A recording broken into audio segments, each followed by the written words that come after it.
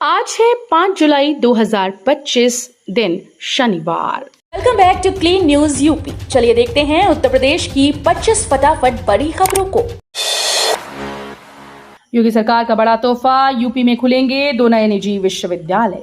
उत्तर प्रदेश सरकार ने उच्च शिक्षा को बढ़ावा देने के लिए 2 अहम फैसले लिए हैं। अयोध्या में महर्षि महेश योगी रामायण विश्वविद्यालय को संचालन की अनुमति दे दी गई, जो महर्षि रामायण विद्यापीठ ट्रस्ट द्वारा संचालित होगा।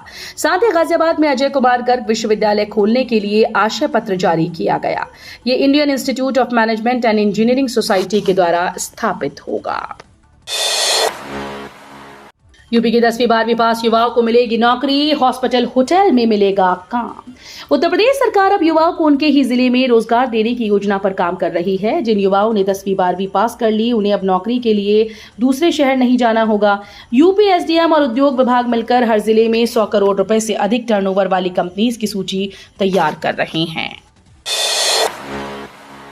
स्कूल विलय का विरोध, बरेली में सड़क पर उतरे सैकड़ों शिक्षक, सरकार के इस फैसले के खिलाफ भरी हुंकार। बरेली में सड़कों पर शुक्रवार को शिक्षकों का सैलाब उमड़ पड़ा। परिषदीय स्कूल्स के विलय के विरोध में शिक्षा बचाओ मोर्चा के बैनर तले शिक्षकों ने गांधी उद्यान से बाइक रैली निकाली।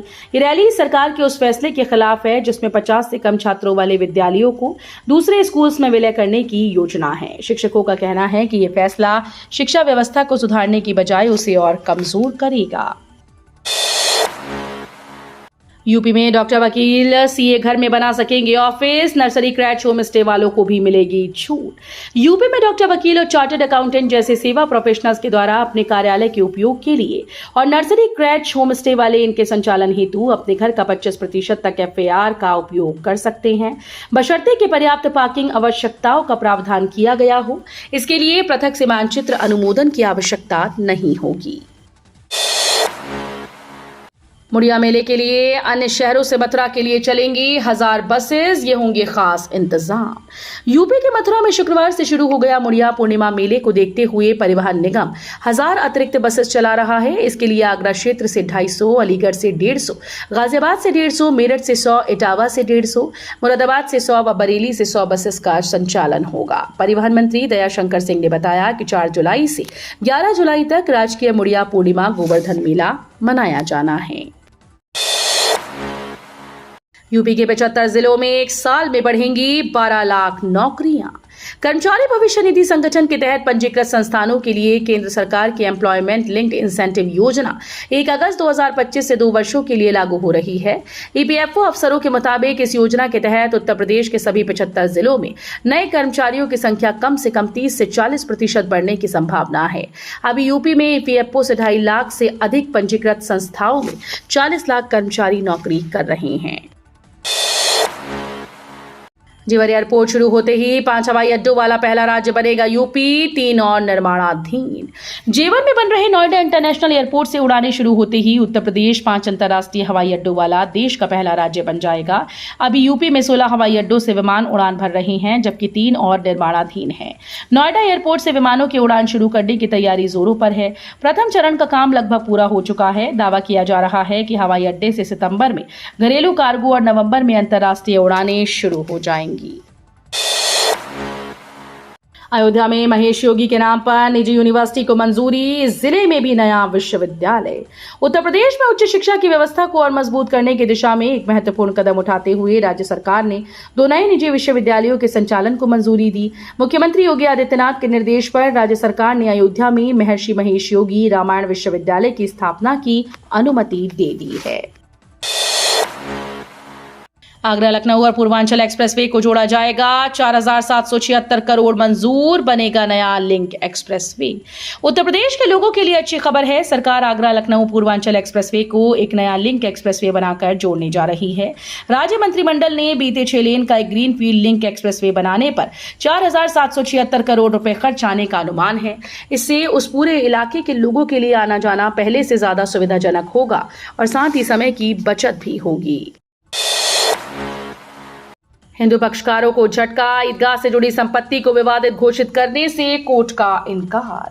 मथुरा स्थित श्री कृष्ण जन्मभूमि और शाही ईदगाह मामले में शुक्रवार को इलाहाबाद हाईकोर्ट में सुनवाई हुई। दोनों पक्षों की दलील सुनने के बाद हाईकोर्ट ने कृष्ण जन्मभूमि शाही ईदगाह से जुड़ी संपत्ति को विवादित घोषित करने से इनकार कर दिया। कोर्ट के इस फैसले से हिंदू पक्षकारों को झटका लगा।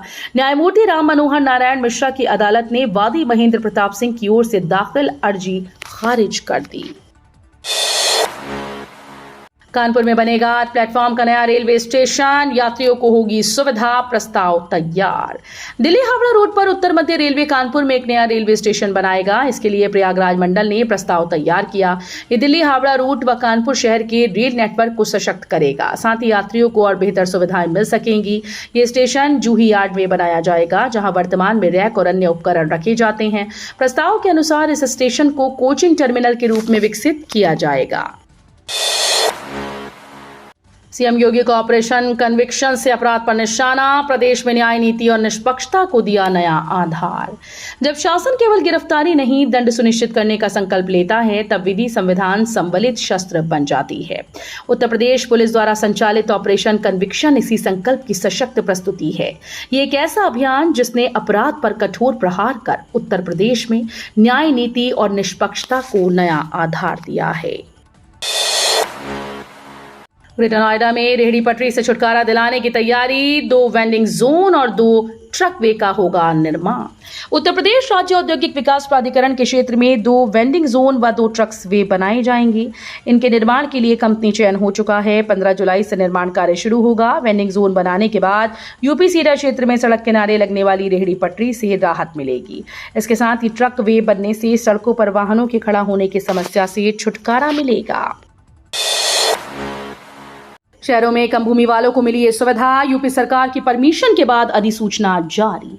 यूपी सरकार ने शहरों में कम भूमि पर अधिक निर्माण की अनुमति दे दी है। प्रमुख सचिव पी गुरु प्रसाद ने शुक्रवार को उत्तर प्रदेश विकास प्राधिकरण भवन निर्माण और विकास उपविधियां तथा आदर्श जोनिंग रेगुलेशंस को लागू करने की अधिसूचना जारी कर दी। विकास प्राधिकरणों के द्वारा अब इसे अपने यहां लागू किया जाएगा और इसके आधार पर नक्शा पास होगा। ग्रीनफील्ड एक्सप्रेसवे के दोनों ओर बनेगा ग्रीन कॉरिडोर, 12,000 पौधे लगेंगे, गडकरी करेंगे शुरुआत। ग्रीनफील्ड एक्सप्रेसवे के लिए दोनों ओर ग्रीन कॉरिडोर बनाया जाएगा। इसके लिए 12,000 पौधे एक्सप्रेसवे के दोनों ओर लगाए जाएंगे। केंद्रीय सड़क व परिवहन मंत्री नितिन गडकरी 8 जुलाई से ग्रीन कॉरिडोर की शुरुआत करने जा रहे हैं। National highway authority of India प्रबंधन इसकी तैयारियों में जुटा हुआ है। नोएडा प्राधिकरण पहुंचे यूपी के औद्योगिक विकास मंत्री। उत्तर प्रदेश के औद्योगिक विकास मंत्री नंदगोपाल गुप्ता नंदी सेक्टर 6 स्थित नोएडा प्राधिकरण के दफ्तर पहुंचे हैं। नोएडा ग्रेटर नोएडा के साथ साथ यमुना औद्योगिक विकास प्राधिकरण के विकास कार्यों की समीक्षा करेंगे। नोएडा में पहुंचने पर मुख्य कार्यपालक अधिकारी लोकेश एम ने उनको बुके देकर उनका स्वागत किया। उसके अलावा एसीईओ संजय खत्री ने भी उन्हें बुके दिए और उनका स्वागत किया। केंद्रीय मंत्री इस दिन फरीदाबाद नोएडा एयरपोर्ट का करेंगे निरीक्षण। इसके शुरू होते ही खुलेगा एक्सप्रेसवे। दिल्ली मुंबई एक्सप्रेसवे से नोएडा इंटरनेशनल एयरपोर्ट की कनेक्टिविटी के लिए बनाए गए लिंक एक्सप्रेसवे का निरीक्षण करने के लिए केंद्रीय मंत्री नितिन गडकरी 8 जून को आएंगे। निरीक्षण के अलावा केंद्रीय मंत्री वहां पौधारोपण भी करेंगे। कार्यक्रम के लिए तैयारियां शुरू हो गई हैं। नोएडा वालों के लिए अच्छी खबर, जाम से राहत के लिए इन 36 जगहों पर ट्रैफिक आइलैंड लगाएं। नोएडा शहर की यातायात व्यवस्था को बेहतर बनाने के लिए यातायात पुलिस जल्द ही शहर के 36 मुख्य चौराहों और तिराहों पर ट्रैफिक आइलैंड स्थापित करेगा। इनके रखने से मुख्य स्थानों पर दुर्घटनाओं को रोकने और यातायात को सुगम बनाने में मदद होगी। नोएडा प्राधिकरण के सहयोग से इनको 1 सप्ताह के भीतर स्थापित किया जाएगा। ग्रेटर गाजियाबाद बनाने का सर्वे शुरू, ये इलाके होंगे शामिल। 150 से 175 बनाए जा सकते हैं वार्ड। ग्रेटर गाजियाबाद के लिए जिला प्रशासन और नगर निगम ने सर्वे शुरू कर दिया है। खोड़ा, कनावनी, लोनी के साथ इसमें डासना नगर पंचायत और मुरादनगर के कुछ गांव भी शामिल होंगे। इन सभी क्षेत्रों के नक्शे निकाले गए हैं। अब मुरादनगर क्षेत्र में इसकी सीमा कहां तक होगी, इसे लेकर मंथन चल रहा है। उम्मीद की जा रही है कि ग्रेटर गाजियाबाद में 150 से 175 वार्ड बनाए जा सकते हैं। यूपी के शहर में लगे हैं 17,000 सीसी कैमरे, अधिकतर बने शो पीस। ऑपरेशन त्रिनेत्र के तहत जिले भर में 2.5 वर्ष पहले लगाए गए 17,412 सीसी कैमरों में 30% बंद पड़े हैं। नोडल बने पुलिसकर्मियों के ध्यान न देने और रखरखाव के अभाव में खराब हो गए, जबकि नवंबर 2024 में थानों की पुलिस ने अपने अपने क्षेत्र के एक कैमरे का सत्यापन कर रिपोर्ट तैयार की। सीएम योगी ने आम महोत्सव 2025 का किया शुभारंभ। 800 प्रजातियों को देखने और चखने का मिलेगा मौका। लखनऊ के अवध शिल्पग्राम में 3 दिवसीय आम महोत्सव का शुभारंभ आज से हो गया। शुक्रवार को मुख्यमंत्री योगी आदित्यनाथ ने महोत्सव का शुभारंभ किया। इस महोत्सव में आम की 800 प्रजातियों को देखने और चखने का अवसर लोगों को मिलेगा। इस मौके पर सीएम योगी ने हरी झंडी दिखाकर आम के कंटेनर लंदन और दुबई के लिए रवाना किए। कांवड़ यात्रा के दौरान मिलावटखोरी का बड़ा खतरा, समस्या से निपटने में जुटा FSD। मथुरा के बरसाना में 2 दिन पहले डेयरी पर 1100 किलो मिलावटी पनीर और 4,200 लीटर पनीर बनाने की सामग्री पकड़ी गई। मिलावटी पनीर बनाने के लिए यहां रिफाइंड सोयाबीन पाउडर, चूना, एसिटिक एसिड, हाइड्रोजन भी मिला। दुकानदार पर रिपोर्ट दर्ज कराई गई। यहां के विभागीय अधिकारियों के खिलाफ भी कार्रवाई की तैयारी है। इस तरह से सहारनपुर के रामपुर मनिहारन में 11 क्विंटल मिलावटी पनीर पकड़ा गया। बीएचयू में CUET UG स्कोर से 9,200 सीट्स पर होगा दाखिला।